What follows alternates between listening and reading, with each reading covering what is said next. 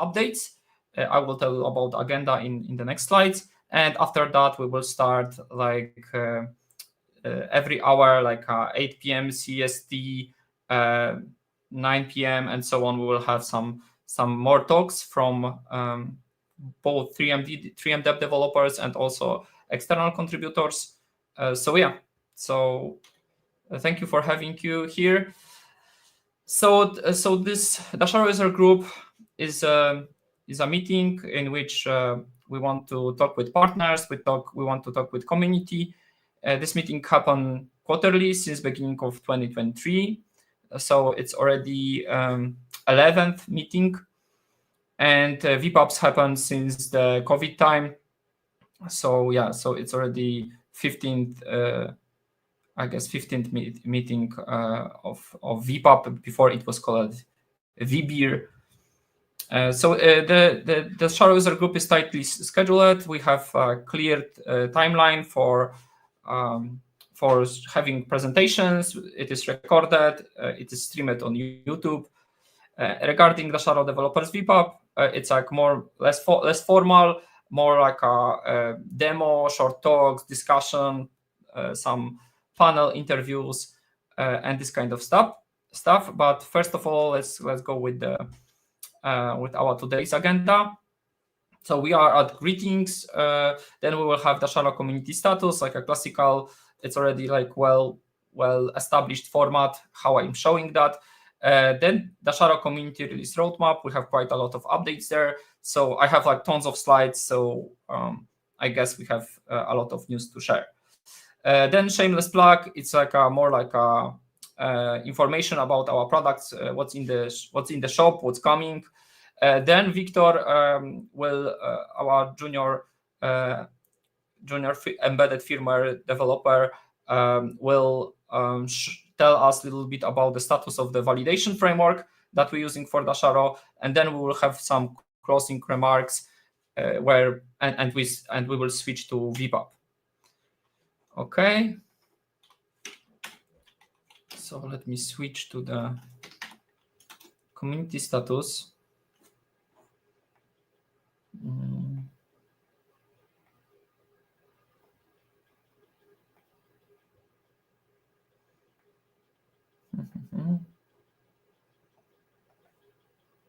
Reloading, just a second. Okay, so let's start the Dasharo community status. I know I'm a little bit earlier, but I have a lot of slides, so I would like to try to use that time that I saved. Okay, we'll start with the events roadmap. Then we will talk a little bit about the Dasharo issues, GitHub repository statistics. Then we will switch to how things look like from the core boot and EDK to downstream development in Dasharo, and how much we're doing upstream. I guess we have a record high quarter regarding the upstream. We will talk a little bit about the matrix activity, so our chat, and maybe a little bit about infrastructure, what changed in the infrastructure that could influence what you experiencing. Okay. So so for those of you interested in the embedded Linux and embedded Linux related stuff like OpenWRT, OpenBMC, I guess OpenBMC sooner or later will be interesting also to the Dasharo community. We have other event which is called Zarhus Developers Meetup. So essentially 3M Dev is divided into kind of three areas. First is Pace Enterprise Training, which is our brand for delivering the training.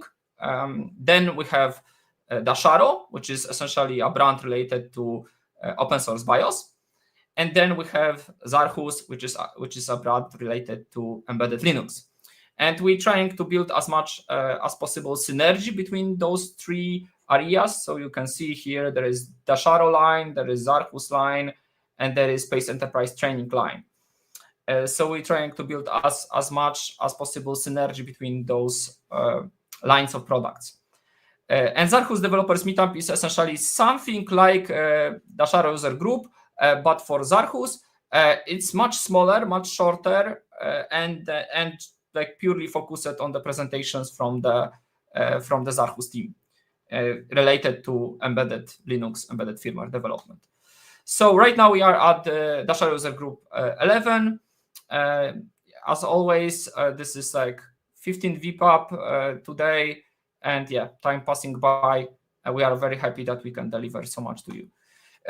In a week, we have great event. I will talk a lot about this event because I think we improved a lot regarding CubeZS Summit. So this is sixth event, 6 or 7. Yeah, this one is 7th. This is 7 because this is since 2019, I guess. This is 7th event, and we have a lot of updates regarding that. We changed it a lot in organization.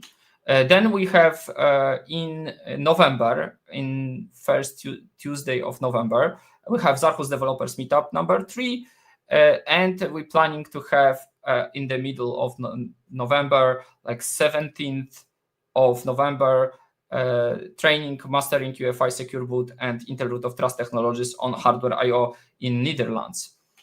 Then we're planning conferences. We will see how things will lay out, but we have micro conference organization, system boot and security on Linux Plumbers conference. This is in Tokyo, so we're still wondering if we will have all the scheduling, all the budget for traveling, but yeah, this is in progress. It kind of overlaps with DAC number 12, so it is possible that DAC number 12 will be shifted to maybe 18th December, but we will see. Yeah. So if you will go to events.3mdeb.com, you will find list of all upcoming events and all past events. So feel free to look into that website. There is a lot to explore there. So yeah. The videos from the previous events were published. So Dasharo User Group number 10, there is YouTube playlist on YouTube. There is also the ZDM, Zarhus Developers Meetup number 2 playlist, and slides are also published. Excuse me. As I said, like in a week, we're starting CubeZS Summit. It would be in Berlin, in the Social Hub. The event will happen on Friday, Saturday, and Sunday, 26th to 28th September. We are very glad this year we have so many partners, Platinum partners, Freedom of Press Foundation, ExpressVPN, Gold partner, Malvad VPN, and Silver partners, Nova Custom, NitroKey, and PowerUp Privacy. And of course, we organize that together with Invisible Things Lab, who's standing behind CubeZS development. So it would be a great event. This is 7th event, so we're already doing this for some time. The organization is quite laid out, and we even improved a lot this time. So agenda is already mostly like 99% ready, I would say. This is what we plan to present. I'm sorry for the small font, but you can go to the link and then look at the more details. During day 1 on Friday, 26th, we will essentially start with the classical talk from Marek about status of CubeZS development, especially upcoming CubeZS 4.3. Then Matthias would tell us about admin use cases for workstation with CubeZS in corporate IT environment. And then Michał Żykowski, also known as Michik from 3mdeb, will deep dive into future of CubeZS Air with the hope that this platform will be our first server platform certified by CubeZS. And we have 2 platforms that's coming, the Gigabyte and ASRock one. I will talk about those in much more details in the roadmap presentation.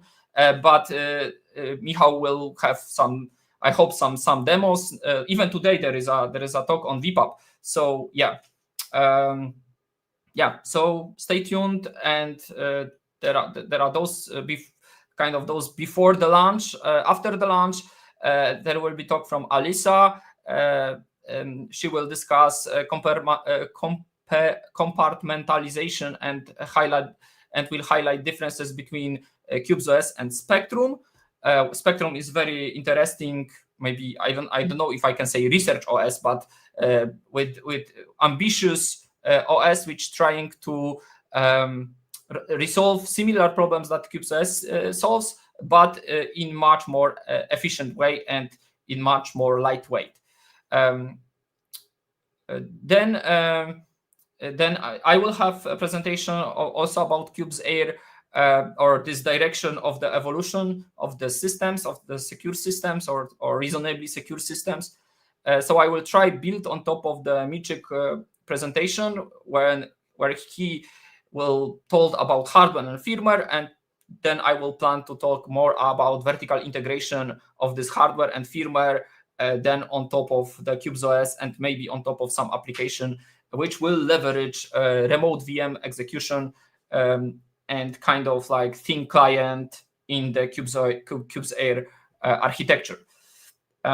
Then Ali will discuss various usages related to this would be much more lightweight than the previous one, because this would be about labeling, icons, desktop effects, and like kind of user experience and quality of life improvements in CubesOS.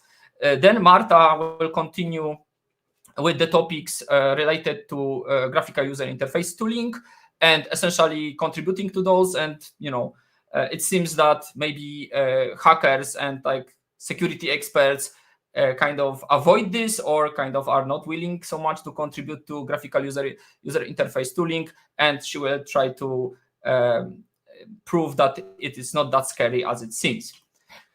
Then after that talk, we will have René, who will talk about securing cryptographic primitives using CubesOS, and we will end up the day with some after party. We're still putting together the details, but yeah, that's the plan. A second day, we will start with Wessel presentation about Nova Custom achievements, where Nova Custom leveraging Dasharo gets CubesOS certified hardware. I guess today they announced that they achieved HSI level 3, which is a host security index published by managed by LVFS FWPD, and this is maximum that can be achieved by this hardware. That's huge achievement, partially thanks to Dasharo and especially Dasharo Trustroot. So couple years ago there was request on CubesOS Summit to provide Intel bootguard fused platforms by Nova Custom with Dasharo. We essentially listened that feedback and delivered together with Nova Custom. So Wessel will talk about that and what's the future of Nova Custom products. Then Kamil will discuss UEFI Secure Boot for CubesOS and essentially present his shim reviewer perspective on UEFI Secure Boot. Kamil is now working for 3MDev, so we are very happy to have him. He's very good, very knowledgeable about UEFI Secure Boot signing process since he has experience as a shim reviewer. Then Maciej will talk about Trench Boot and CubesOS anti-evil mailed feature. This is classical update about Trench Boot and advanced security features based on DRTM technology. Then we will have Rafał, who will tell us about state of Windows tools for virtualizing Windows 11, I guess, or Windows 10 under CubesOS. After that, Piotr from Invisible Things Lab, CubesOS team, will talk about device management improvements in CubesOS. So this is probably like what's coming or what was already implemented in 4.3. And Marek will talk about QA, OpenQA, and essentially CI in CubesOS. And of course, those pieces are critical to deliver high quality releases from CubesOS team. Then we will have some classical talks, which unfortunately will not be available to anyone else than those which would be locally, because this would be not recorded and not streamed. But this talk will be about CubesOS switching recently to read the docs documentation, how this happened, I guess some internationalization of the documentation and related talk. So yeah, then Frederick will talk about the Ansible as alternative to salt management. We will see. I'm a huge fan of Salt. I learned a lot in Salt, but I don't know, maybe there is some plan to migrate or improve the support. And then again, Marta will explore topics related to graphical user interface tools, which will be present in CubesOS 4.3. So we will see what's coming in the next release. And we will end second day with the Ben's talk about a very interesting topic, preloaded disposable VMs, which should accelerate opening dangerous content in dedicated isolated environments. So I guess this is kind of keeping the cache hot and essentially leveraging that method, probably some Zen features to speed up the opening of disposable VMs. And of course, third day is, as always, hackathon. So Sunday, we're always doing whole day hackathon. So if you want to meet us, you want to have a beer with us or whatever drink you prefer, talk with us, help in building CubesOS community, feel free to join us. There are not many tickets left. I guess like Staszek told me that there are 10 tickets, but because like there are some sponsors who maybe will resign from the tickets, but essentially we're just like right now selling 6. So essentially we had 70 seats, and all those are taken. There are 6 left, maybe 10. So that's last chance if you want to meet us. Then of course ticket is not cheap anymore. It was €50 2 months ago, but you know, if you're buying something on the last minute, that's kind of cost you have to take. Of course, if you are a contributor to open source software, to CubesOS or to CubesOS related ecosystem, feel free to reach out to us, and we can consider some discounts or maybe even free entrance if you really have proven contribution. Unfortunately, the virtual tickets are all taken. Virtual tickets were for those who will join the Jitsi session and will participate, like asking questions, discussing, and so on and so on. Of course, there will be also a Matrix channel on which discussion will be possible, and there will be no kind of gating of that.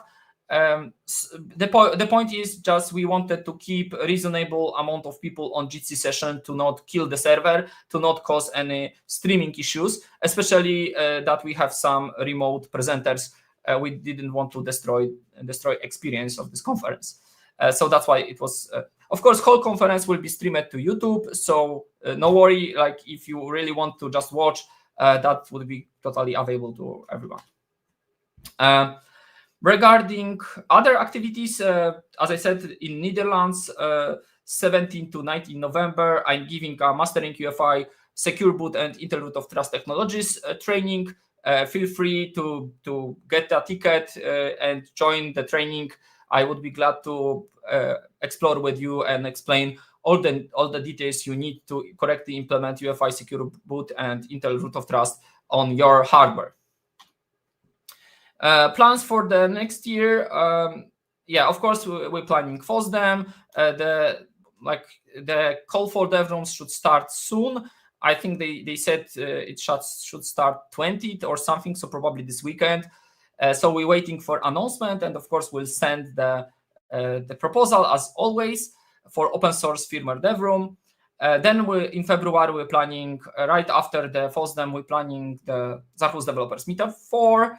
Then in March, as usual, end of quarter month, second Tuesday, we probably will do the Dasharo User Group, and the same thing about Q2 2026. Okay, I'm still working on the UEFI Secure Boot and Intel BootGuard trainings for IST2. It is possible that I will even shift that further. I have materials, of course. It's just the time for recording. That's what I don't have, and all the interruptions. But on the other side, I have also other material, quite a big stack of material to contribute to IST2 for providing free trainings. But it has to wait a little bit. Okay, let's go to statistics. As I told you last time, Q2 25 was just silence before the storm. We essentially tripled the number of open bugs and more than double closed one. I guess this was the most active and most kind of number intensive quarter for development of Dasharo. Of course, a part of that is cleanup of the Dasharo issues, cleanup of old bugs, outdated one. But of course, cleanup is also part of the healthy project, so we have to do this. Yeah, but quite a lot of that is also related to new development. What I will try to prove to you by showing other numbers. Regarding comments, I would say not much change. Of course, comments kind of doubled, but new commenters are not much more. So I guess there was a lot of more activity from 3MDev employees on the public repository. But that's it. Regarding the top contributors, of course, we thank very much all the top contributors: Wessel, Thierry, Zirblazer, René, Marek, and Firminator. That list does not change a lot.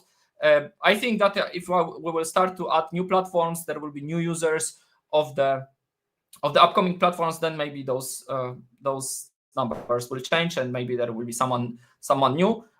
Essentially, I'm reporting this list for, I don't know, 3 or 4 quarters without much change. Regarding pull requests to our core boot downstream part, so average tempo of merging changes dramatically increased in the last quarter in comparison to previous quarter. So in Q3 versus Q2. So far from 29.3 pull requests per quarter, we are at 33.7 PRs per quarter. If we, of course, counting from the beginning, from the 2023, from March. So it is over 4 more pull requests per quarter on average in whole history of Dasharo. Obviously, we did a lot over average to achieve this better solution. To improve the average, we have to deliver more. Yeah, that's obvious. Backlog of open pull requests classically grow faster, and there is more and more open PRs. So if you want to help us, feel free to jump in into the bug bounty program. I will have a couple slides at the end about bug bounty program. I think this is something that could interest some of you. So we definitely hit record high second quarter in row in opening new pull requests. So essentially, what happened? We opened over 80, almost 90, 88 pull requests in Q3. In Q2 we opened at 67, and before it was more like 40. Yeah, so average was 41, and now it's 46 with the 88 pull requests opened. Of course, just 53 merged, but yeah, you cannot have everything. Then this is upstreaming effort for those who sometimes on various forums, in various chats, claim that 3MDev does not upstream the code. Of course, yes, we could upstream more, we could upstream faster, but yeah, if someone wants to sponsor us so we can do this faster, that's completely acceptable. Feel free to contact us and drop some coins and toss a coin to a Dasharo developer, and then for sure some monsters will be slayed, and those monsters are of course downstream code which bitrot on the downstream repositories. But what we did so far, when we measure since 2023 July, is almost 60,000 lines of code upstreamed. Of course, some of those have to be deleted because we just changing and improving stuff.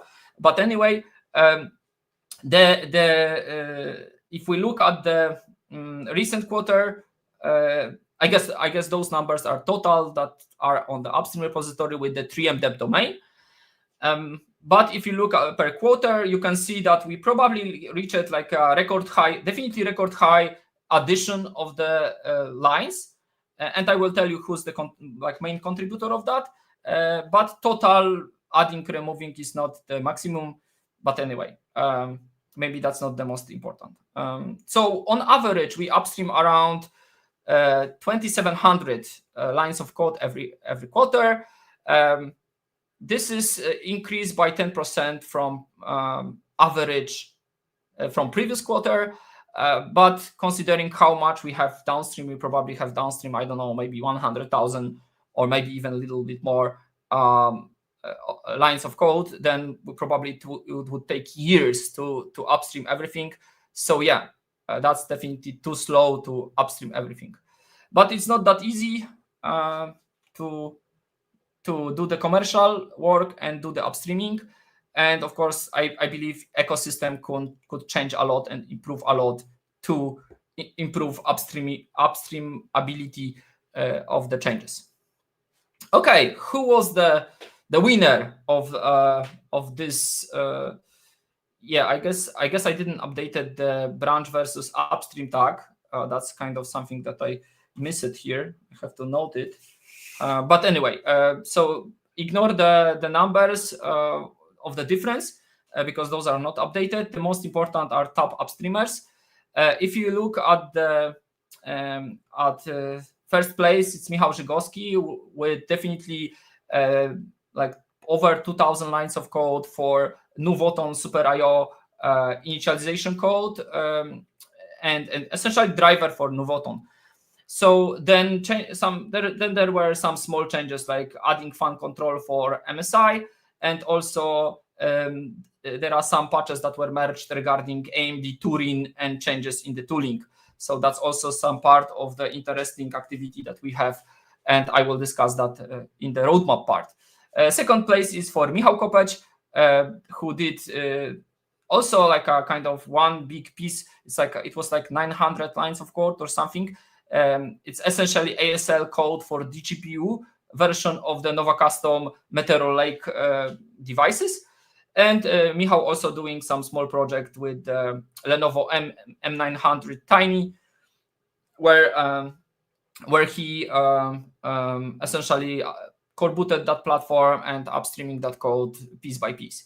There are also some patches from Christian. Christian finished cooperation with 3M Deb this quarter at the end of July, but these patches of Power 9 still landing upstream. There are still sign off with his email, so that's why you see his contribution despite he's no longer working with us directly. His patches still are pending upstream, and we're making sure those will land there. So from some interesting updates in the documentation, we added some explanation of Dasharo Trust Root. So you can find features Dasharo Trust Root.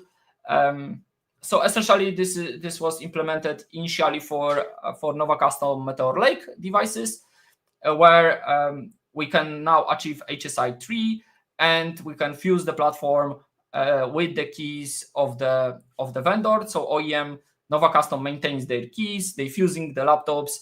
Of course, I think they will give some choice to the users. So for the details, you should consult Nova Custom how this will look like. Because I guess some of you maybe want to keep a platform open for updating. Maybe some of you would even like to fuse with your own keys. But this is completely different path. I know that Nova Custom wants to enable that, and we will definitely support that effort. Other thing, we updated PCR measurements documentation. This is also related with the previous one because you have to reconstruct PCR 0, in which Intel bootguard related stuff is measured or extended.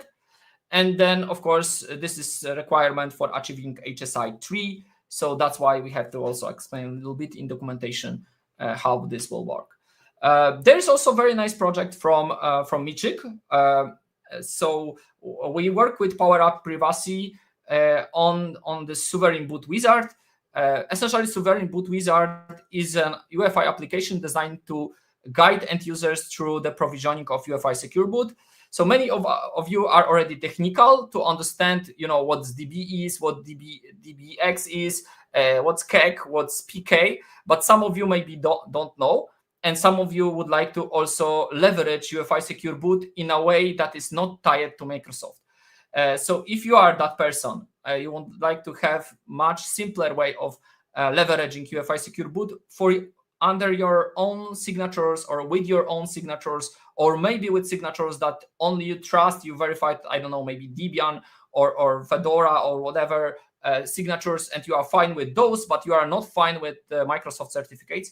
That's completely fine. That's essentially what Sovereign Boot provisioning wizard will support.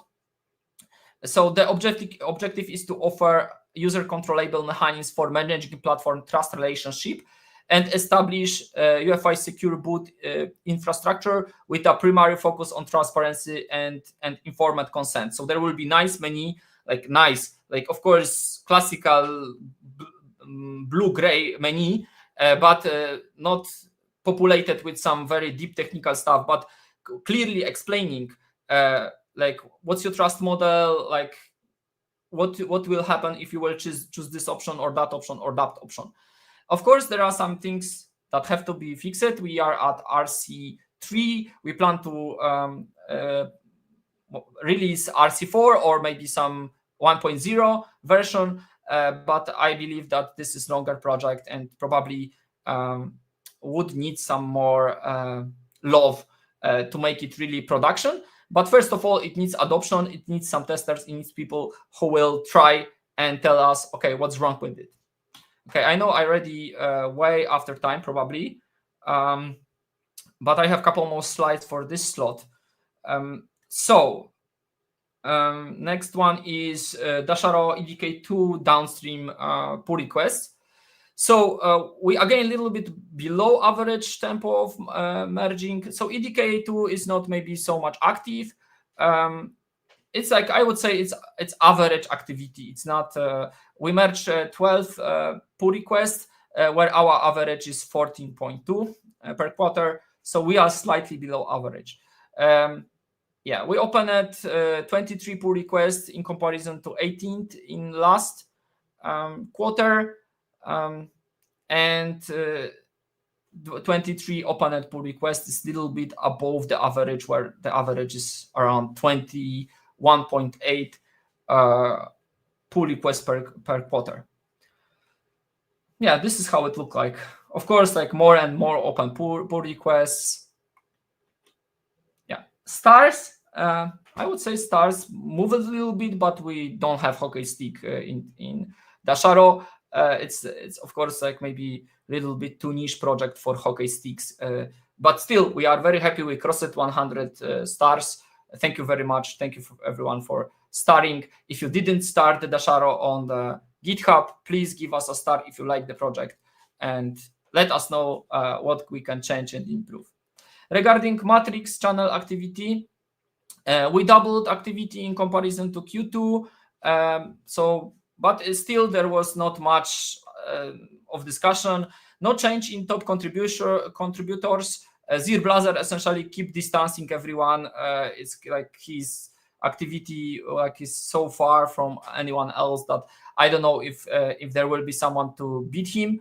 But we also very kind of concerned, or maybe very sorry, that Dasharo becoming ground for political and religious flame wars. There were some members who were coming for gaslighting, and instead of contributing to open source firmware ecosystem, they just wanted to make noise or make some problems, maybe even to us, to moderators, to the community. So in general, of course, we are free speech enthusiasts, but Dasharo community is to some extent a reputation-based environment. So if someone coming to the channel and first post is like political, not related, and so on, it will be pointed by moderators, and definitely if that will repeat, then we will probably have to introduce some timely mute or some muting or some blocking for some time. And if this will repeat, then permanent ban, because like we have to somehow live and to not be this distracted by this kind of flame wars and problems, especially that our legal jurisdictions also have its own requirements. Okay, maybe a little bit about top contributors. I already told that last time, but I will repeat it. So top contributors, so people on the list of top contributors on Dasharo issues and on Matrix essentially have unlimited access to Dasharo Pro package and up to 50% discount on hardware sold by 3M Deb, of course excluding dropshipping because that's a completely different deal.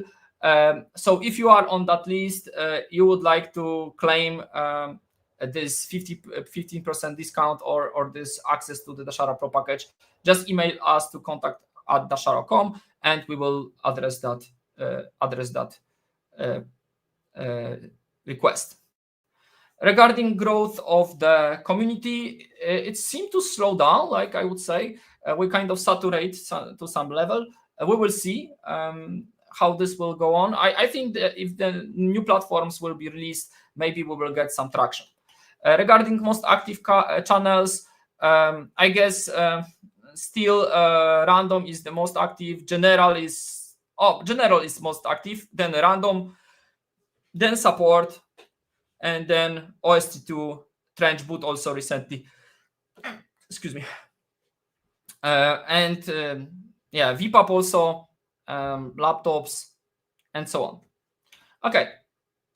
Regarding bug bounty, you can see that we have right now 11 open bug bounty labeled issues. So if you would like to deliver something, even like embedded Linux, like so Dasharo toolsuit, or maybe firmware like so not Dasharo toolsuit but other labels not related, like most of them like are related with some hardware. So you need hardware access. Very hard to fix something without hardware. Very hard to do any firmware development without hardware. Yeah. But anyway, the point is like we have 11 issues open, 6 are closed.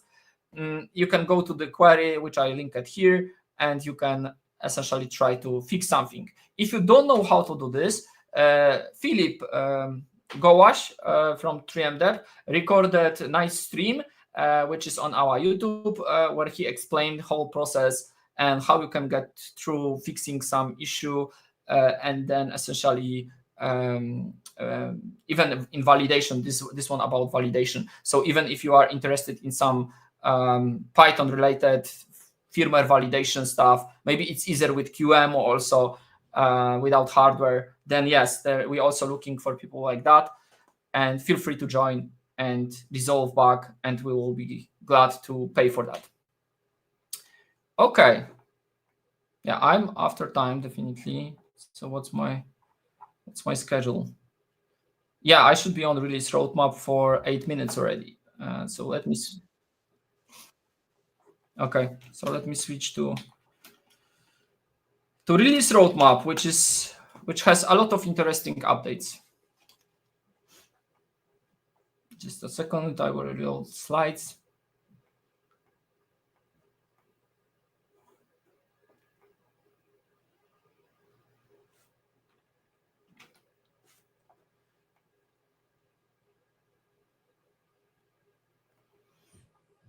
Okay.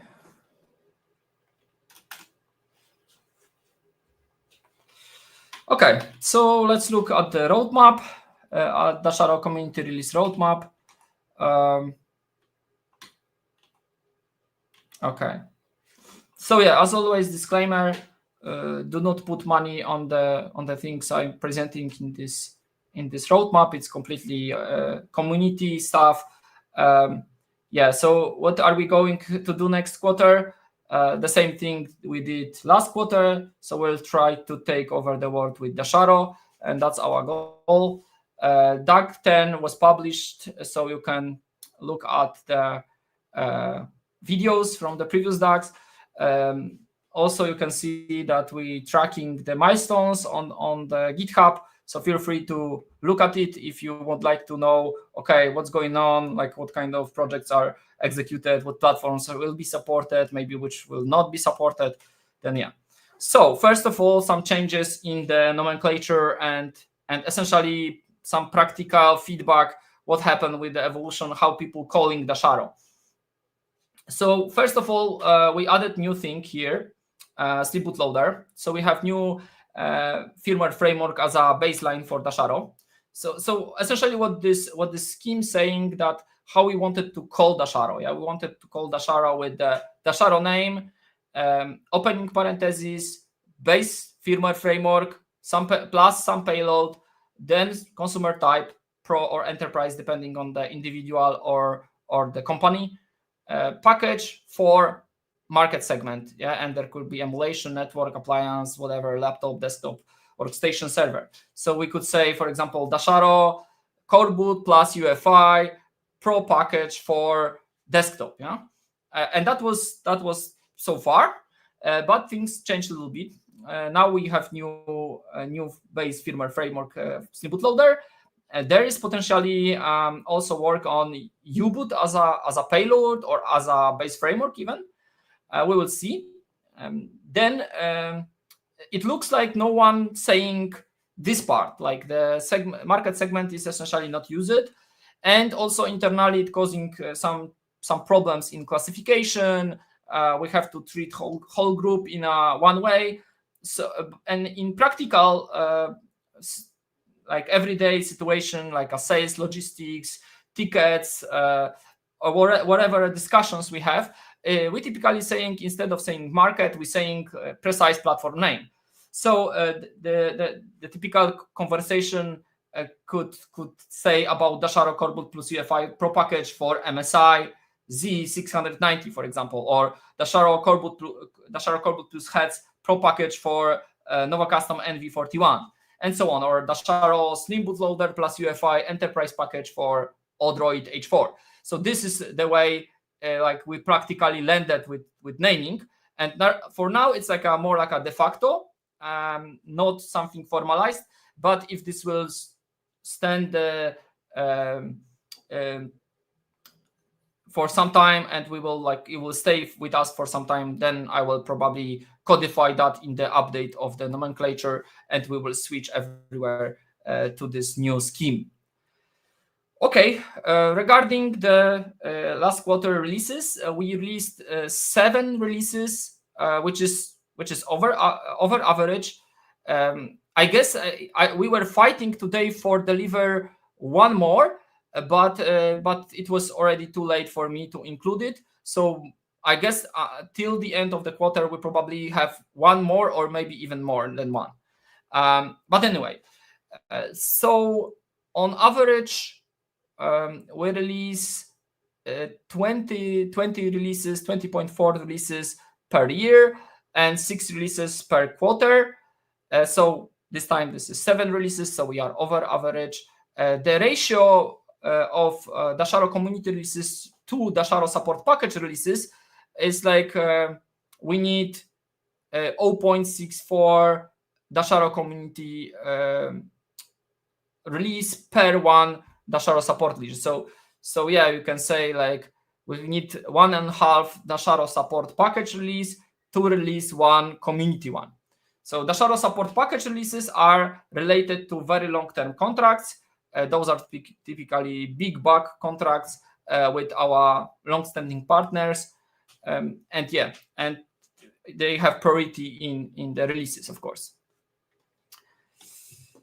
How the division of labor looked like this quarter. So 5 platforms belong to network appliance, and 5 releases, and 2 releases belong to desktop. And you can already see our division of labor in the ecosystem, that like around 40% of work is laptops, 31% is network appliance, emulation just 2%, like desktop 17%, and workstation 8%. And I hope next time I will report this, I will have another piece here, which will be server, and I will talk about that a little bit on further slides.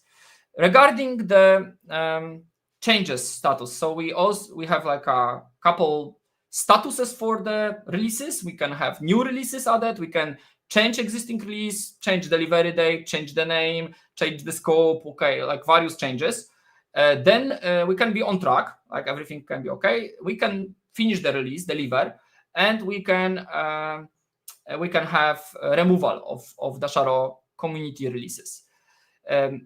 So in this report, we have quite a lot of changes. 16 is like there were even more, but 16 is like quite a lot. Not everything is good because changes are maybe not the best one. 7 changes, 4 released, 1 on track, 4 new releases. Yeah, so we can to some extent say that probability of the situation that planet release will change is 40%.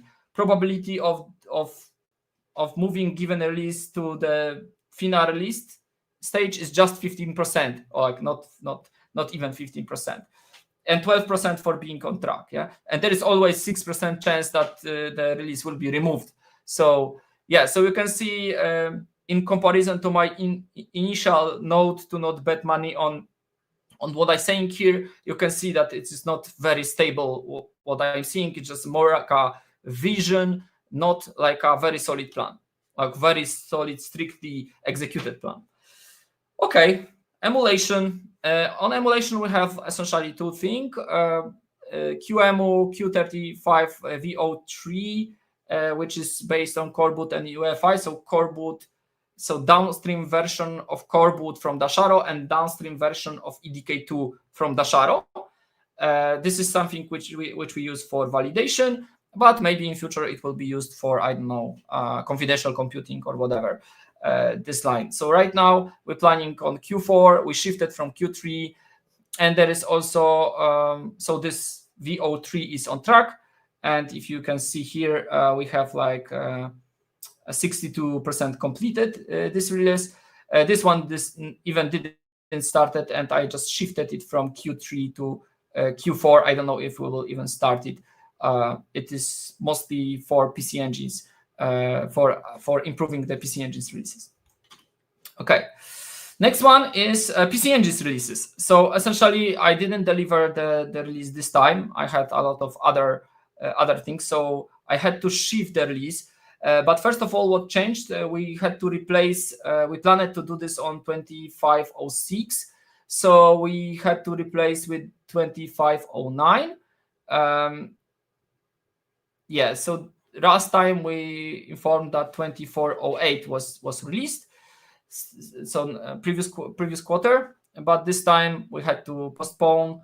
The 2509 is just 12% complete, and yeah, we have to work more on that.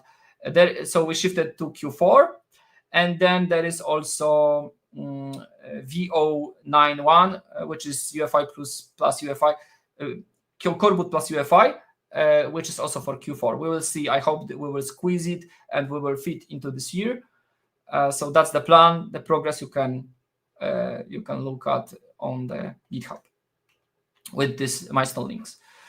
Okay, next one is protect the network appliance, but a special version of coreboot plus CBIOS, version 09. Yeah, I'm postponing this again. I guess like I'm postponing this for a very long time. I guess like 5 months, 5 quarters at least. The point is that it's 0% complete. The point is that there are these bugs, and we essentially don't have time to sit on that. We don't also see direct value. Of course, it would be great to have Intel TXT trench boot enabled platform, but I guess maybe meanwhile there are better targets for doing that, especially that Twin Lake, Intel Twin Lake platform is vPro capable, so like DRTM capable. Of course, still we see some problems in FSP, but my point is that hopefully Twin Lake can be enabled, and then we will not have to work with this older VP46 platform. But for now, I'm still leaving it. Maybe next quarter I will remove it because I will be bored from shifting. That's here we have quite a lot of news. We have 2 new releases, but maybe first I will start with those which we released. The VO91 was released on time. There is also this new thing here, which is Slim Bootloader plus UEFI. I told you about naming convention. That's why I had to extend naming convention, because this release pop up. So this release essentially is So it's based on Slim bootloader. Slim bootloader is a kind of Intel permissive license competition to coreboot. It has its own limitation, like it's mostly Intel, like it's all Intel, like there is no other platforms than Intel supported. It's minimalistic. Unfortunately, it's closely tied to the UFI. So it's a EDK2 based, a lot of libraries are reused, but it's designed in very minimalistic way for embedded systems. And it looks there is some adoption on the market, some customers who care about Slim bootloader. So that's why we decided to do this release. And we mostly use that release on Odroid H4 to deliver the trainings. Deliver training about Intel bootguard, Dasharo trust root, UFI secure boot, and other security features. And that's essentially the point. And I consider to contribute the Slim bootloader training based on that hardware to OST2. So that's my plan, but my OST2 plans are always delayed. So there is also plan for V092 release in Q4. We will see if that would be not delayed because of the other assignments. So you can see that we released two. Those two were released. So coreboot plus UFI 0.91 and Slim bootloader plus UFI 0.9. Those two releases for Odroid happened. And we're planning the coreboot plus UFI 0.92 in the Q4. Maybe a little bit about those releases. So first, 0.91 for the Odroid with the coreboot and UFI. So it's based on 2412 coreboot release. Then it leverage EDK2 stable 2025.02. Quite new IPXE also. From interesting thing, it has update of Intel Flash descriptor to support something which is called, Intel top block swap feature. You can read more about it in the open public documentation from Intel. But essentially, this feature is used by Slim bootloader for fallback and kind of backup.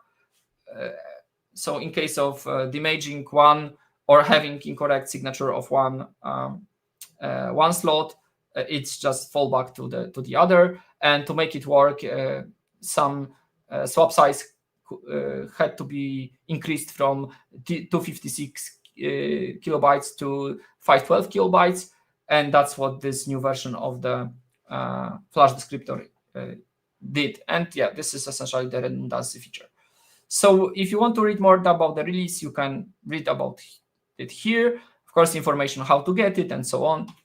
What we added support for Ultra devices. Some people requested that. We looked at the netcard module, so kind of HUD for Odroid H2, which gives you more Ethernet ports. Like we also did that, and we released the separate BIOS binary which support that netcard. We integrated UFI capsule update. There's also support for inbound ECC, which was not working initially. We added quiet and fast boot. There is also ME disabling, classical Dasharo ME disabling option. There is also more information in the UFI setup menu about the Intel bootguard. So that's because we, for some customers, we're fusing Odroid with Intel bootguard.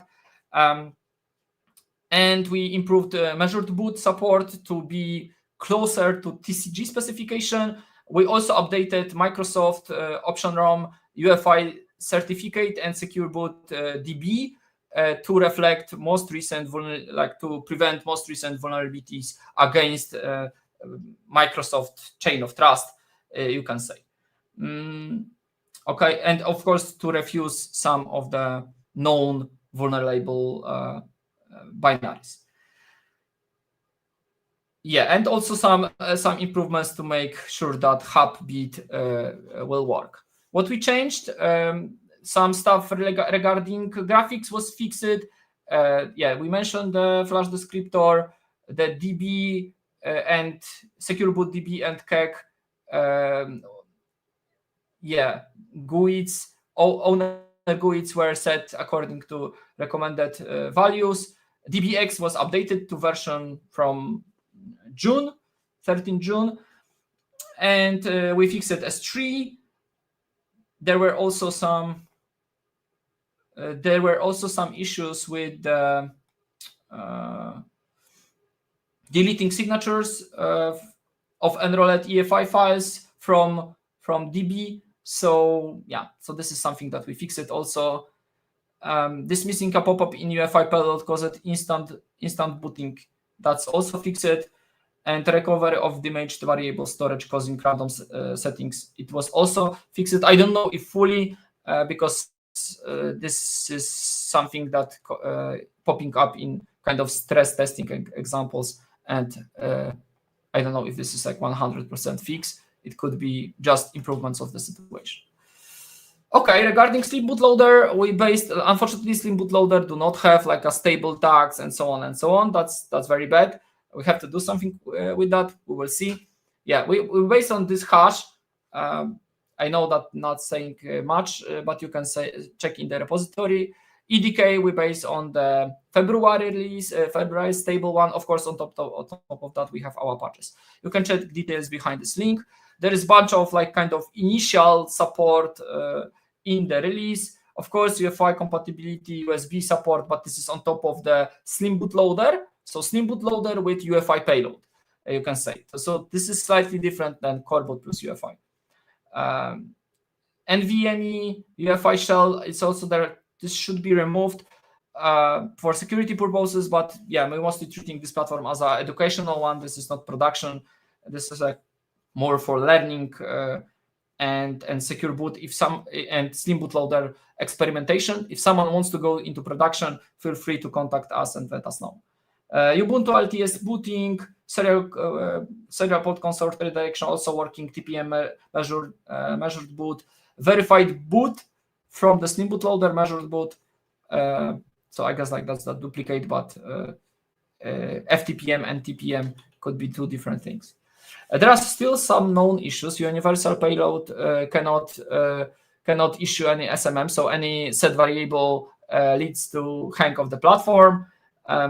Yeah, and there's some freezes when trying to read flash, and because of the first one most likely, and can't shut down via power button in BIOS. So I guess this is not supported also, and that's something to be solved. So there is plan for 092. This is plan for core boot UEFI. So there is no plan for Slim bootloader yet. But anyway, this is I guess this is Slim bootloader. So I mixed the assignment of the issues. Yeah, this is also Slim bootloader. I have to like make fixes here, but some could be fixed in the 092. I have to just like move those to the Slim bootloader one release milestone and leave the one that will be part of the core boot UEFI release. But anyway, there are plans for next release. Regarding the Nova Custom heads releases for NV40, there are no plans right now, so I will move on. Regarding the Optiplex 7010, 9010, also no plans. The situation is exactly the same as with the Protectly and the Trench Boot support. So yeah, no plans right now. Regarding MSI, so MSI was released today, so congratulations to Michał Żygowski, who pushed that very hard. So he released both for Z690A and Z790P. So yeah, I'm very happy that we delivered that. We also had the announcement last time. Okay, maybe one small thing here. The release made today is non-LTS release, and I will speak on the next slide what does it mean. But essentially, this is like a minimalistic, not extensively tested release. So if you're using that release, of course, you will boot to the system. You probably can roll back if you need. But please note that we assume that MSI Pro Z698 is quite stable, same as Z790P. Those are quite stable releases and should not cause much harm in case of update. If that will happen, please report back, and you can of course without problem roll back, because we tested that you can at least boot to the Ubuntu and probably boot to the Dasharo toolsuite. Last time we announced the end of life for Dasharo support for MSI as a end of year 2026. But of course, depending on the situation, if there will be enough renewals, we will consider extending the support. But let's be honest, there have to be a lot of renewals. I think we need at least 100 renewals, or maybe even more, 150 renewals to perform a release, especially that the backlog, we could really include a lot of various fixes and improvements and features into that. And I know some people waiting for that, but it's essentially costing money, and we were not able to gather enough from the sales of this platform. It's essentially, I think the DPP package could be too cheap, or the initial version of buying that package is too cheap. So that's something that I will plan to change with the servers, and we will see how this will go. So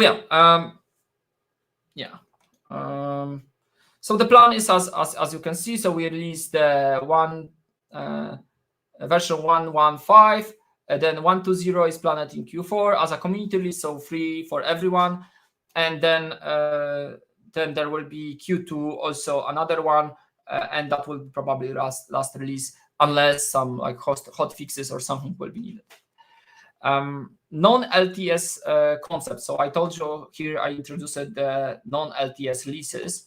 So yeah, LTS is long-term stable. So we would like to introduce non-LTS. So essentially, so far every release gets through extensive test cycle, sometimes hundreds of tests, but in most cases it's like 100 something, 200.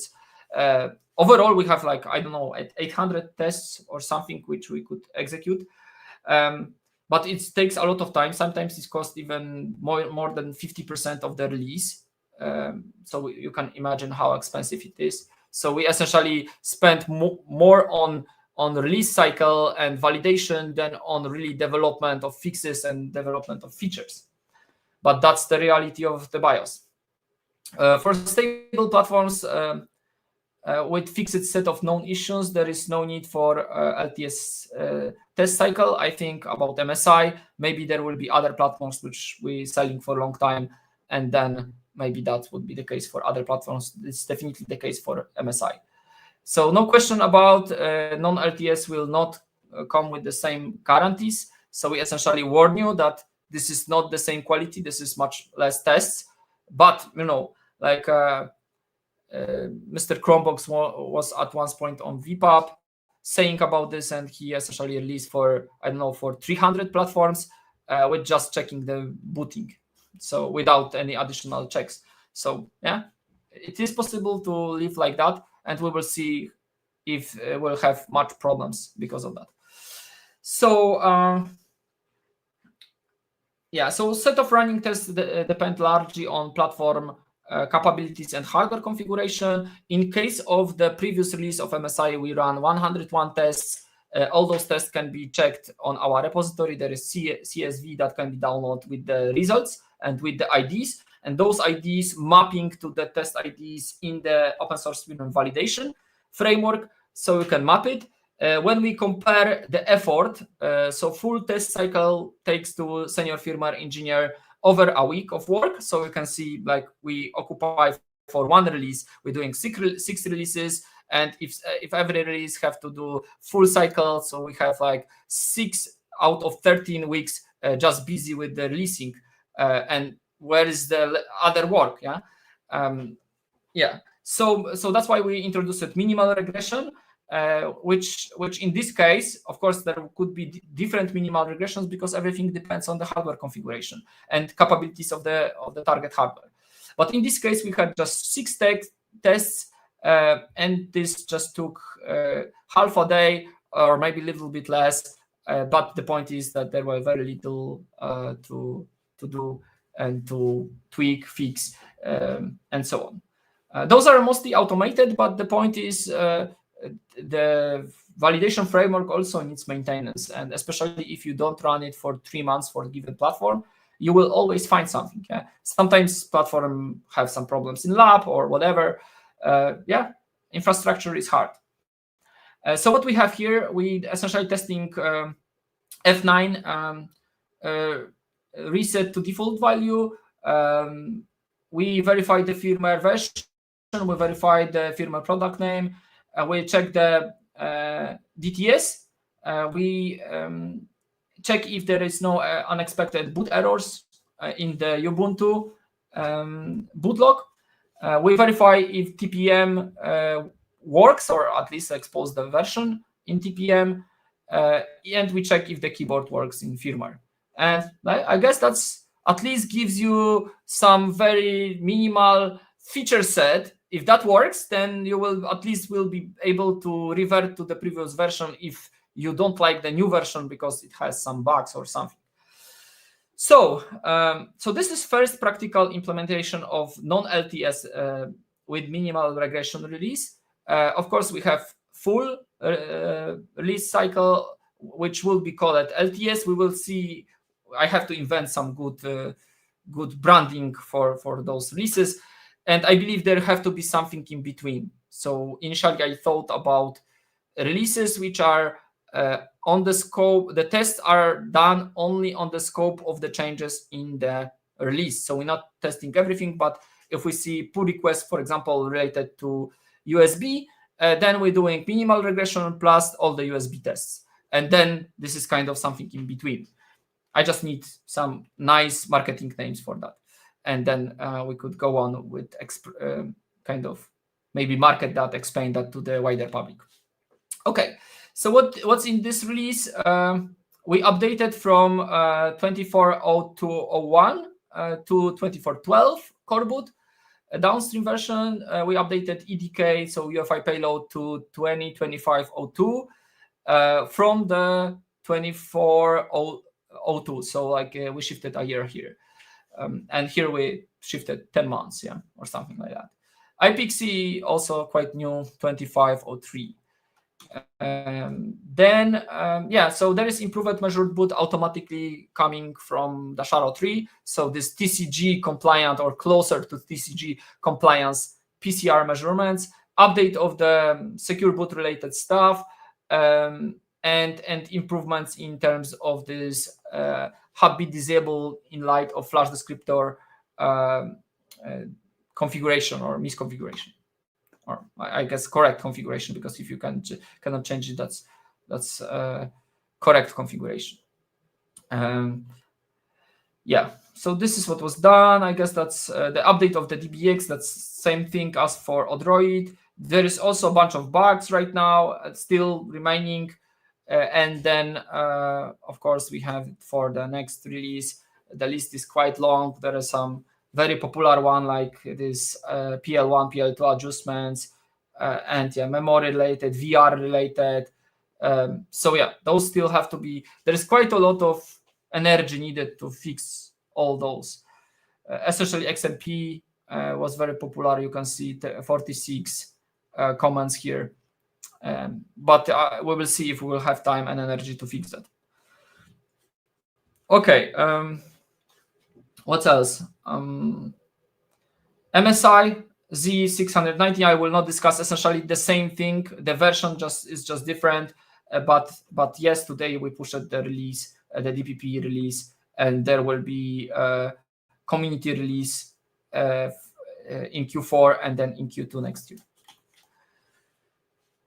Desktop roadmap. No plans here for heads on MSI, so I will skip that. And that's the shiny stuff. That's the shiny new stuff. Okay, great. So this is our new server. Like we have two servers to introduce on our roadmap. So I'm very happy that I can finally tell you that we will deliver, or this can happen even, I don't know, today, maybe in a week, or definitely will happen by the end of Q3. The ASRock Rack SPC 741D8 2L2T/BCM. Of course, like someone who invented that name should be, I don't know, I don't want to say executed by, I'm close to that. Yeah, so something should happen with people that invent these crappy names. But anyway, I guess that name expressed something, expressed some details about the model and so on. And of course, that is possible only thanks to and we are very grateful and would like to acknowledge operating system group at Karlsruhe Institute of Technology. So Fabian Mayer, Felix Zimmer, Youssef Khalil. I'm sorry if I'm spelling this wrong.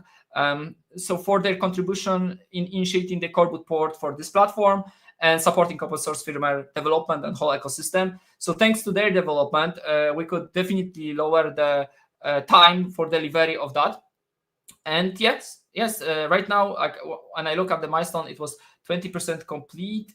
Maybe I will look right now and see if this changed. Maybe there is something that, yeah, it's already 100% complete. So, but I did this presentation some time ago, so I guess maybe it's even present on the website. Let me quickly check. Yeah, it has been released. Oh, okay, yeah. So congratulations, Michał. 0.9 is released. So congratulations. So this is already available. ASRock, rack, SPC 74.1, D8, 2L, 2T/BCM is already released. So great.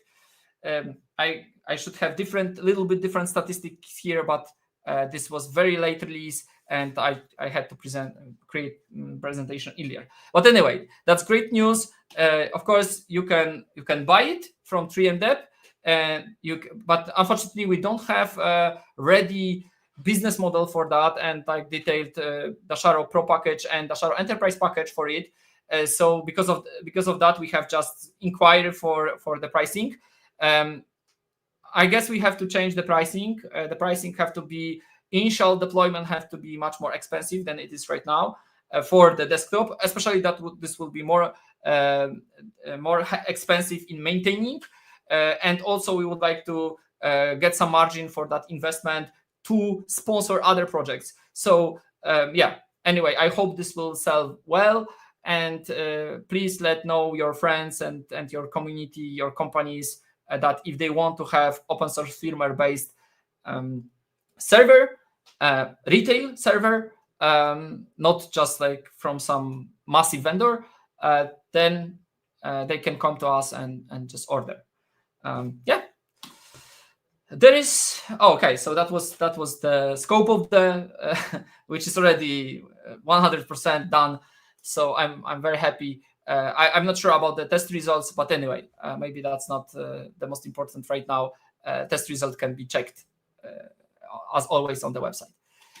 Okay, and the second good news is that we're working on Gigabyte MZ33AR1, which is AMD Turing-based device, and this would be first Dasharo release with OpenSeal, with AMD OpenSeal. So this is essentially modern server motherboard, which is supported by OpenSeal. Of course, like we're adding some patches to OpenSeal to make it work. There's like we're finding some bugs and so on and so on. But anyway, of course, I don't know if this will be Q4. That's my dream, to have it on Q4. It's mostly on Michik. I know he's very far. Today he will show some demos. So yeah, I think we are pretty far with that. But I don't know how long it would be with testing. There will be Christmas, of course. So we will see if we can deliver that before. There are also other events that, like, LPC. So we will see if we can deliver that before. But if you want Intel, you want server, you can take ASRock. If you want to have something new, AMD. With some probably small risk, because this is AMD OpenSeal. This is new stuff. This is completely new silicon initialization framework, completely different. Feel free to reach out to us. We also got this in shop. And getting back to like how you can know more about it. Okay, I know I have a little time. There is also this blog post that you can. There is this link to the blog post, and you can watch tag. There are already 3 blog posts, some very nice deep dive by Michik. And overall, we want to thank also NLNet for sponsoring this build. And without their support and without involvement of the also 3MDEP's margins and effort and energy, to put it together, it would not be possible. So yeah, feel free to go to the shop 3mDeb and get that. One last thing. It looks like we will have to go with the Dasharo security bulletin. This is because of various compliance standards, and also because a community have more demand for security and correct security process. So we have this website, docs.dasharo.com/security, for reporting security vulnerabilities and issues in Dasharo. Feel free to send PGP encrypted messages to us. But more to that, we would like to follow the best one. So Zen and Cubes, so Zen got the security advisories, Cubes got the security bulletin, which is like a summary of the issue of the security problem. Then there is impact, there's affected version, there is fix or mitigation, there is some timeline of the issue, credits to people who reported that. So essentially, we want to have clear and actionable advisories in the bulletin form for Dasharo issues, and of course, this is some plan for the upcoming months, and hopefully we can deliver that to you. So we will know what kind of potential issues with Dasharo you can have. And I guess that's it. That's this presentation. I don't know how I'm with time with the overall schedule. I should be on same. Okay, so not bad. Okay, so let me start. Okay, so let me start with the last one. It should be short. I already told you a lot about some of the stuff. Okay.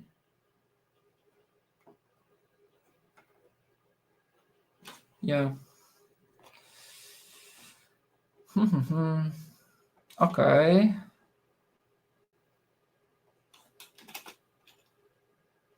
This should be it. Okay, shameless plug. Yeah. So this is essentially like marketing message, but yeah, this is this meme where you are on the Dasharo User Group, and yeah, I'm saying just small update, and you will just get the presentation with shameless product promotion. But essentially, this presentation is mostly about growth and transparency. We would like to essentially record our history of evolution of products. So in case someone, like we will fail, maybe we will fail, who knows. If we will fail, then someone could look at the history and learn what not to do, or how to do things differently than 3mDeb to succeed and not fail like 3mDeb. But anyway, I hope we will not fail. We will succeed with Dasharo and with Zarhus and Pace and Price training. And that's, I would like to let you know about what we have in our shop.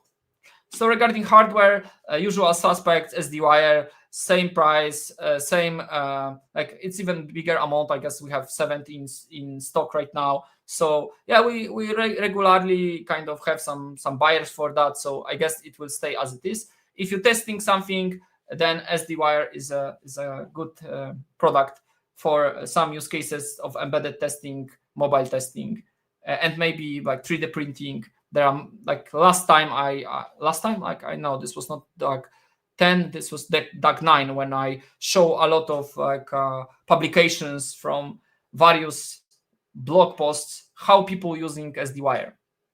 Twonky is also kind of popular. So for those who would like to sniff the USB PD, so USB PD is more and more popular, and of course maybe some vulnerabilities hiding there, or maybe there is something to fix here.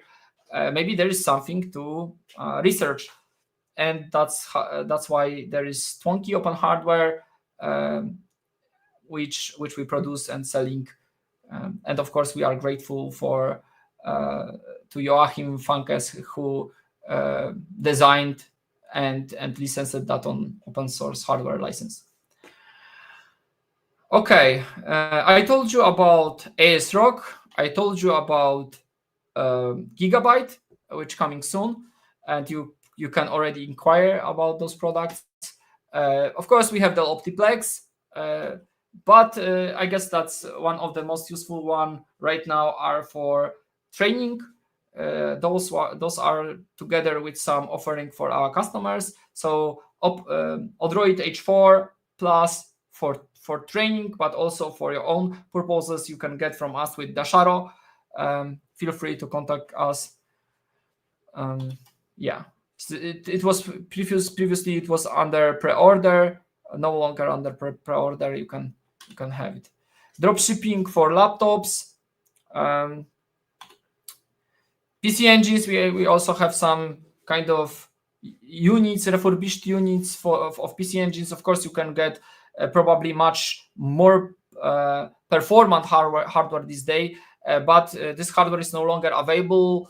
So someone who rely on that hardware, or someone who really care about this hardware, we ship these units with TPM 2.0 and 3 years of Dasharo Pro package support. Yeah, maybe for some of you it would be interesting piece. We have dropshipping of the protective vaults also. Yeah, and regarding PACE Enterprise training, I guess I didn't dive deep into that last time, or maybe I will just repeat it this time. So essentially, this table showing how we can deliver training, and we have these tiers of the products and how those products, to whom those are, and so on. So essentially, for individuals, we have this OST2 and public security conferences. So if you are individual and you would like to buy or teach something, learn something, learn some UEFI secure boot related, Intel boot guard, core boot related stuff, slim bootloader related stuff, then you're either going to ST2. Of course, what is published there then is published. What is not published, then you have to wait. Yeah, that's for everyone, for community. It's free, it's open. It's self-paced education. It's just recorded videos with the exercises that you like, with your own pace you're following. Yeah, materials are open. There is community support and my occasional support when I get to the forum and answer some questions, but this has happened very rarely. We have a dedicated Matrix OST2 channel for those people. Yeah, and that's essentially everything is free.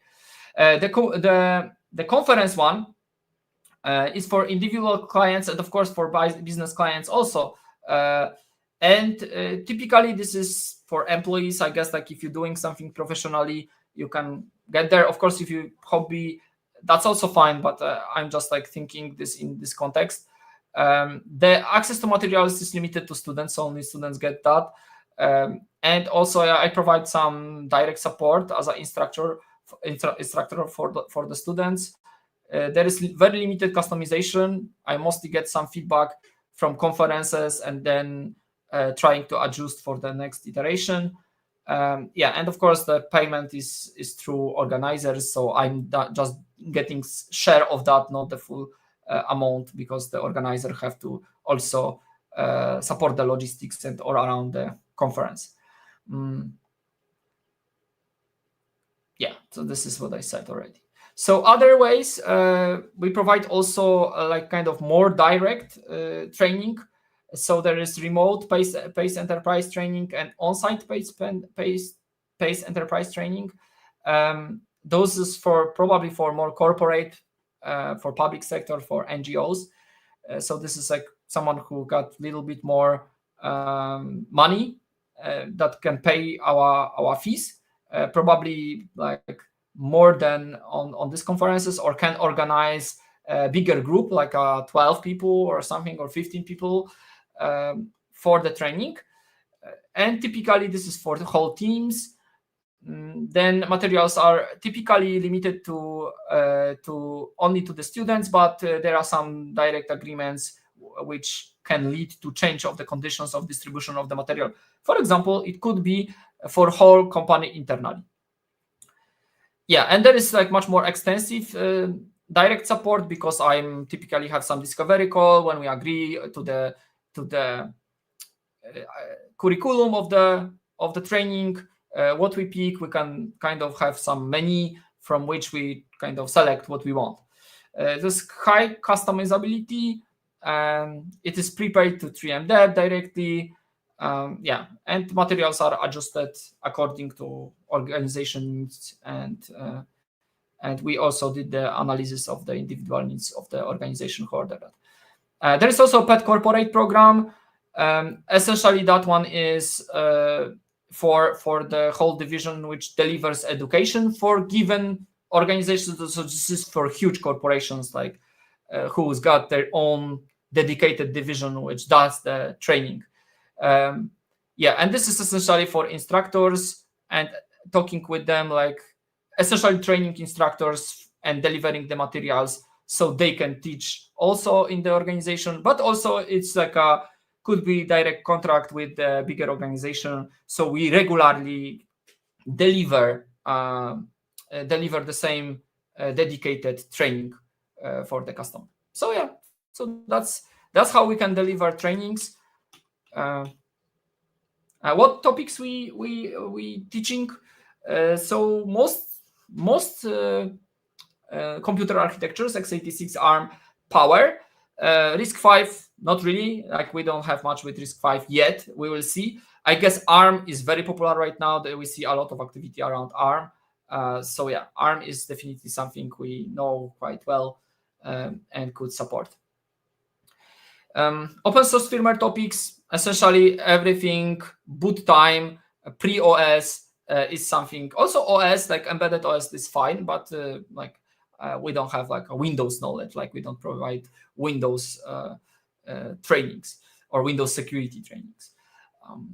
So core boot, EDK2, U-boot, trusted firmware, OpenBMC, Yocto, and probably you can imagine much more. Closed source firmware components, we also provide trainings regarding that.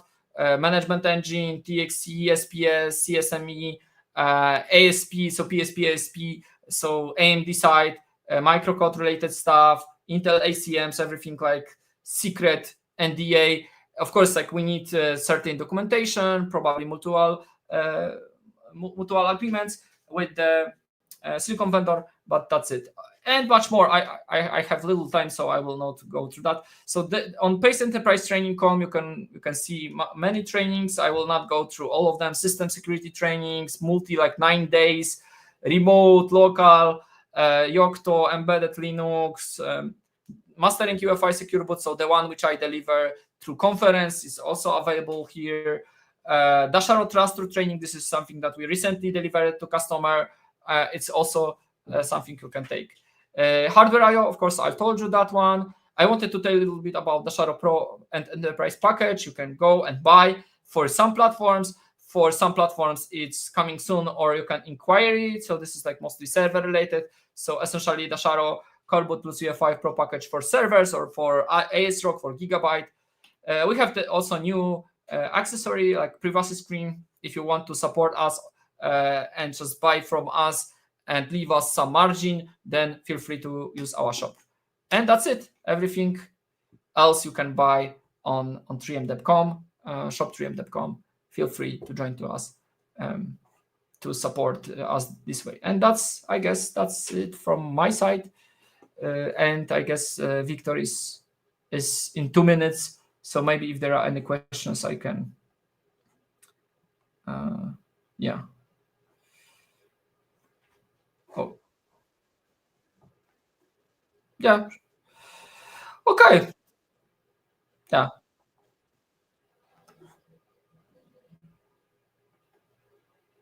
Okay. Thank you, Piotr.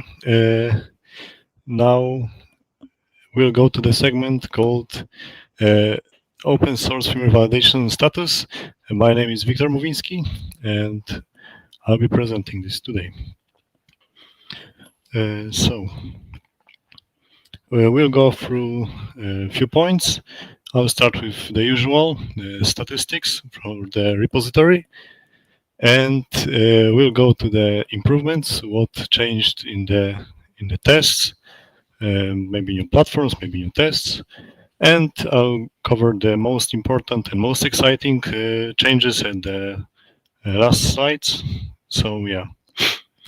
What is open source firmware validation? Yeah, as a reminder, the open source firmware validation is a project that focuses on creating tests to validate the open source firmware via automatic tests. And yeah, it's based on robot framework, and it is used in our Dasharo releases to catch any errors, any regressions in the firmware. Yes. So since the last OSF v status,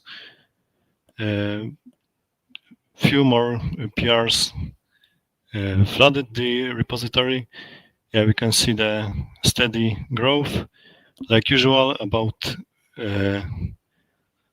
70 closed PRs. I mean, per merged PRs per 3 months. Yeah, because last status was in June. Yeah, so it's a steady growth.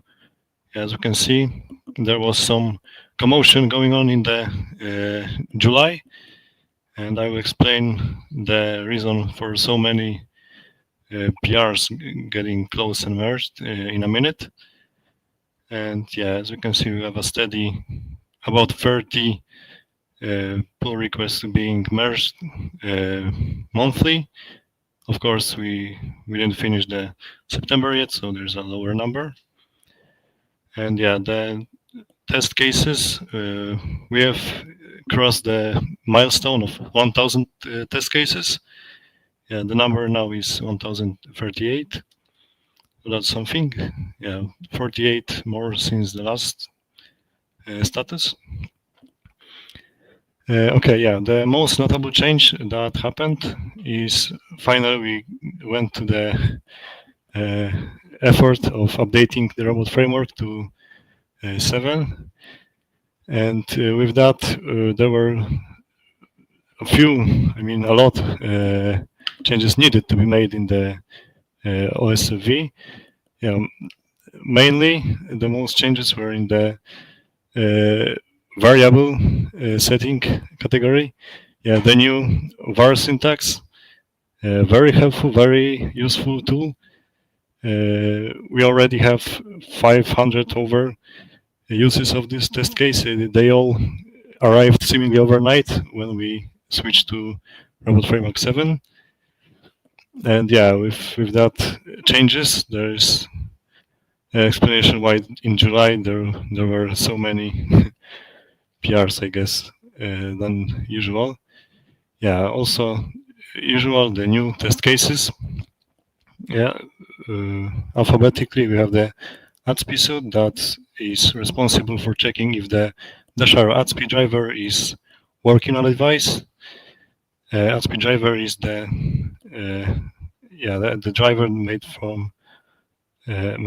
by Michał Kopeć, and it is a section in sensors that can measure the fan speed and temperature of the CPU. So yeah, that's useful. And also the converged boot guard tests. Yeah, there were many releases with the boot guard recently, and this called for a need for new test cases in this department. So we have that here. FWPD, yeah, the firmware update via cap files. That is something that was also needed. The expansion of the measured boot suite, that was, I think, the part of the boot guard also, because we have here the comparison of the TPM PCR values, and if they stay consistent across boots, something to watch out for. Very good test. Also, many new OSs were introduced to OSFV, mainly in the recent months.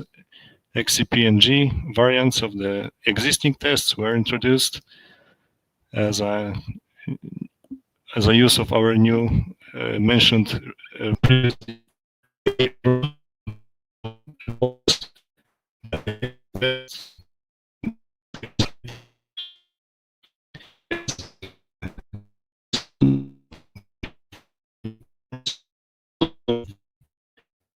compatible. our test for Odroid Ultra, the AS Rock server, and the Nova Custom Knockbox. Yeah, and these were the usual changes. Now we go to the most exciting features that were introduced in the recent months. The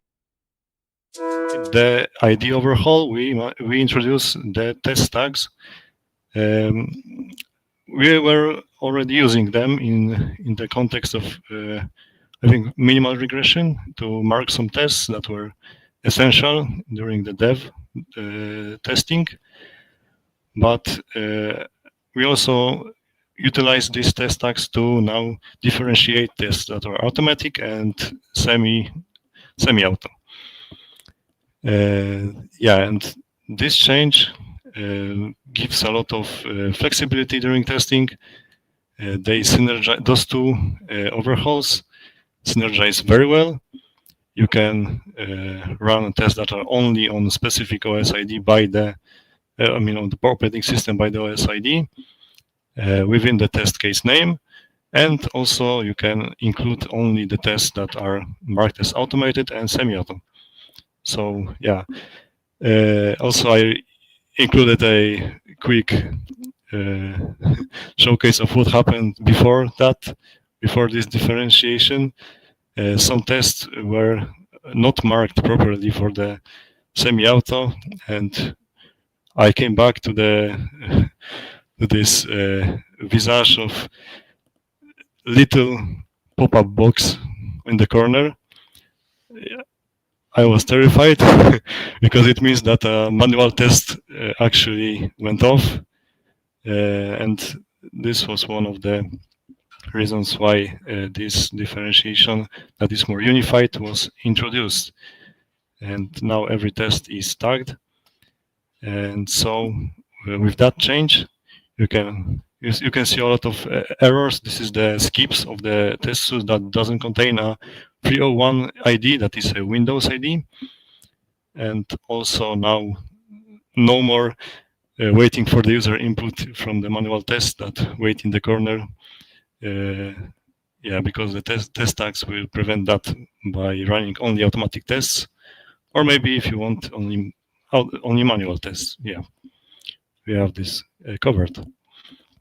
Okay, next up, during testing, we often need to install some specific OS and then go back to the usual package of the Ubuntu Windows Dual Boot, or maybe even Fedora. And sometimes this process may be time consuming. So there is a new feature within a special test case, because this feature is run just like any other test case. You just need to include some environmental variables like source image, which image do you want, and target disk, and also a robot variable to just run a specific test case, is restore. And with that, you can flash an entire disk image onto a DUT. The process is real fast. You just need internet and the DUT to connect to a Pixie to Clonezilla on the local machine, and we'll just flash the entire thing onto a disk. And these OSs are already configured to testing, so like all the serial configuration on the OS is already done, and it really speeds up the process. Yeah, this is like how it looks on the DUT screen. There is also option. It's optional to include another environmental variable that redirects some of the progress onto the serial, which you need to tell. Yeah. And speaking of serial, we finally have the support for the Nova custom laptops actually testing via serial, because of the FTDI USB converter support that can spew serial output on devices that have no support for that, so for such feature by default. And yeah, this means that for the many platforms, mainly Nova custom laptops, we now are able to test features such as setup menu navigation. That was almost exclusively a manual test prior. And yeah, this gives many configurations. Yeah, there is no correct way to test, of course. All other configurations are also viable. As you can see, every approach has its own advantages and drawbacks. But the main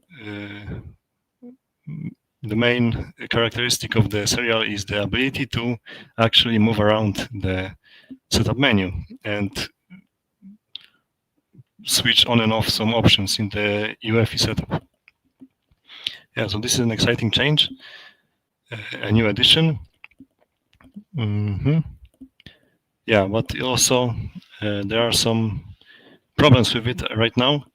The serial over the FTDI converter is not clean, I would say, and many different symbols are getting sent without the consent, I guess. As you can see, there's a small symbol below.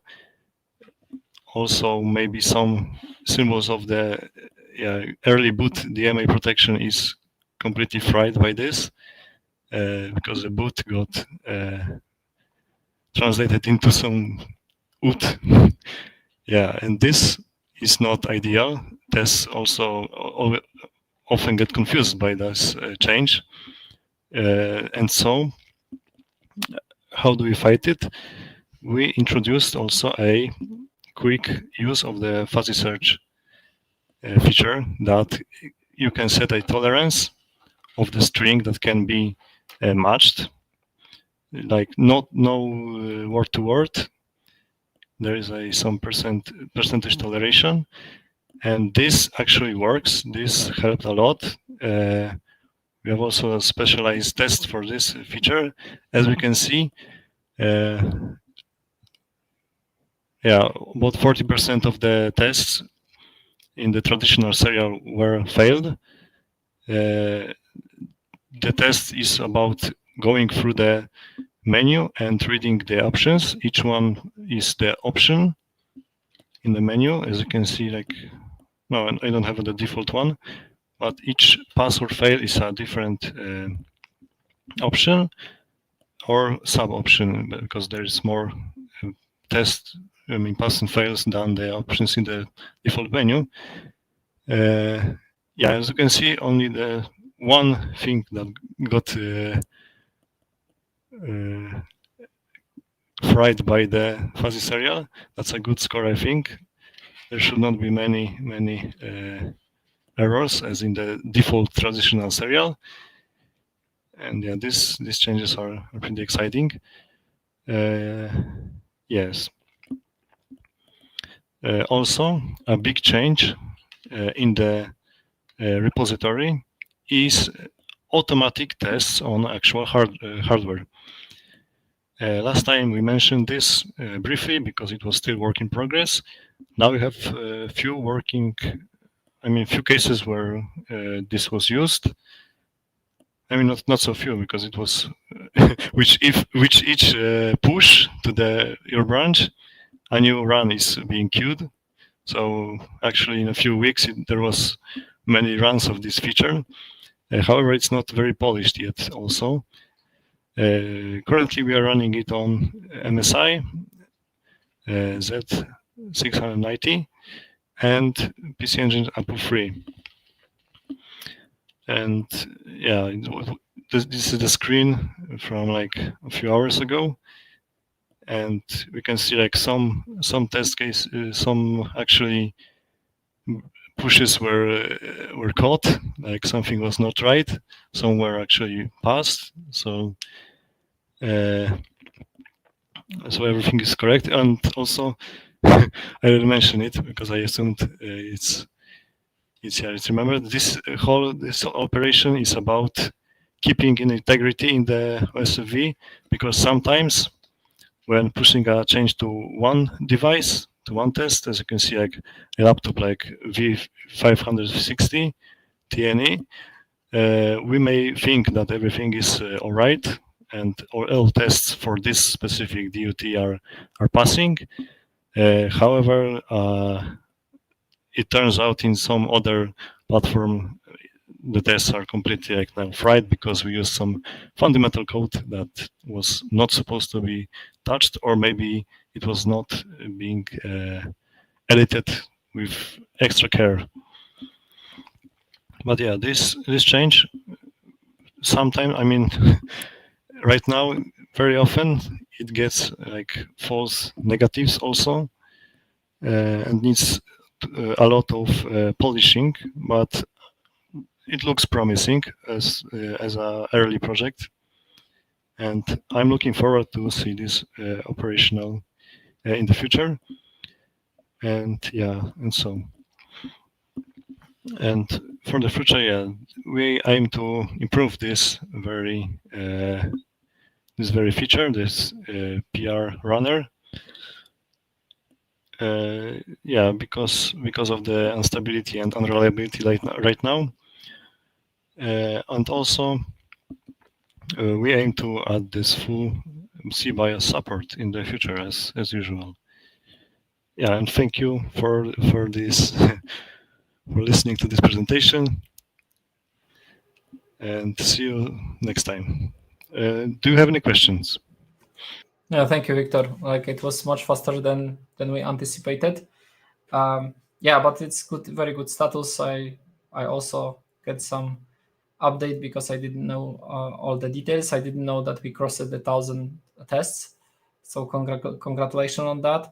Of course, the question is like how big percent of that is automated, and how many on, like, I guess it depends on the target, but maybe other way. How many targets we support, and what's the maximum number of tests percentage wise automated on the target?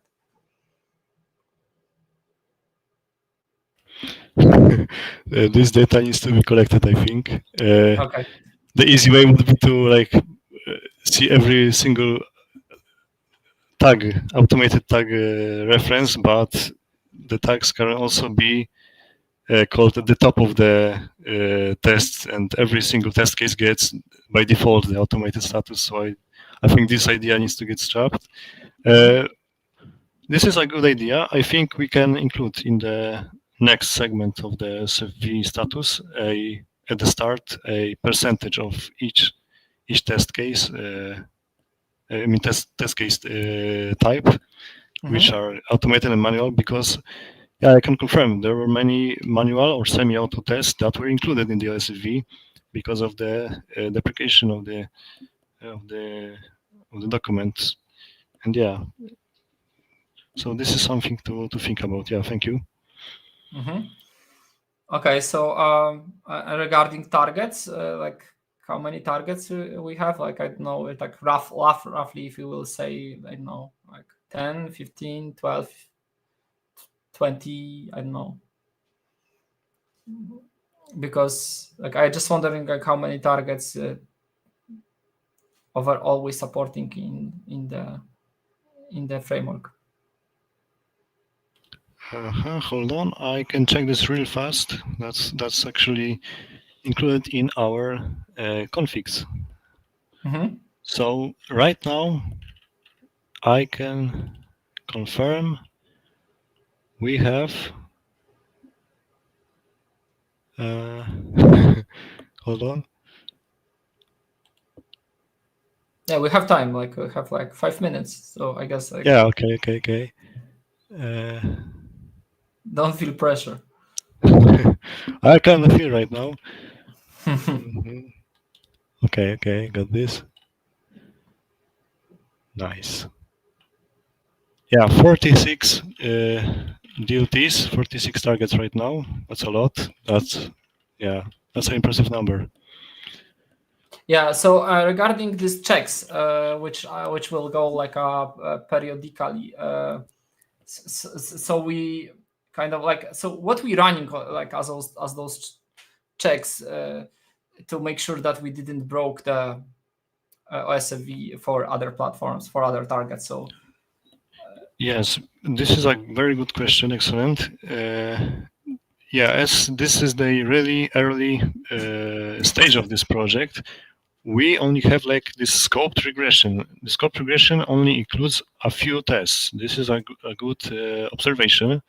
And also, this is a advantage because of how the queues work. Yeah, there are many people like are pushing all the time, and even with this reduced scope, we often find ourselves waiting for the runner to complete another PR. So right now, this is a really limited test that are all. We probably have to either increase shorter the time or increase the number of platforms on which tests can be scheduled. Yeah. Yeah, this is these are some ideas that could be implemented. Of course, both. Both, yeah, of course. Yeah, this is something possible. Yeah, we already have a working prototype. I guess this is something that can be improved on in the future, in near future. Yeah, I'm already very happy that it's going into a good direction. Like for example, for PC engines, in previous framework, like we still have this previous framework. We had like 150 tests, and we were able completely run it fully automatically. But of course, if the platform is sitting for a long time, always something change. Always there is always either IP change or something, or like different, like USB or something, just it's not connected correctly. Like there is always something. So recently, even like it was interesting post from Maciej when Maciej posted the Goodram labs, like a huge room with the motherboards. They testing memories. But I guess like they care about a little bit like very narrow results for very specific component. We kind of like booting, rebooting, flashing, like, and doing a lot of like OS booting, running in OS, and we're doing various different targets, not just like motherboards, but also like embedded targets and so on. It's not, right now servers also. I guess servers, like, did you touch anything with server automation with ASO? I didn't have this chance to try anything on this service, unfortunately. Okay. So I just wondered if this is done by BMC. However, I heard that they run pretty smooth, surprisingly, but I don't know how true this is. Okay, I don't know, Michał, do you know like how this is validated? Is it like through BMC, or do we have like other means or RTEs connected to the server? There is an RTE connected to the server directly to the serial port from the BMC. Okay, and the tests go like usual on our setups. Yes, exactly, as usual. Okay. So we're not yet leveraging kind of access through BMC. Maybe we even don't need. Maybe it's even better to not go through BMC. But anyway, okay, Victor, thank you very much for this status. Like we have to have regular status of OSFV, because otherwise we kind of like. I'm not saying we're becoming lazy, but we kind of don't have checkpoint or deadline where we can report to the world what we achieved, and that's very bad. And on the other side, I would like to see more stable release cycle on OSFV, because I have feeling that we driving on develop branch all the time, like it's like a rolling release, and I don't kind of have much belief in rolling releases. I don't think they are good thing for the business, and we should. So stable releases are evidence of some stability in business and stability in planning and so on and so on. But I know that we have a lot, we're testing a lot. So the question right now is how to speed this up. Okay, yes. There are some reasons behind the rolling release. It's not perfect, obviously, but the constant changes in the in the environment need for this kind of approach. But yeah, thank you. Thank you. Okay, so I will jump with the last presentation with the closing notes. I have just a couple slides.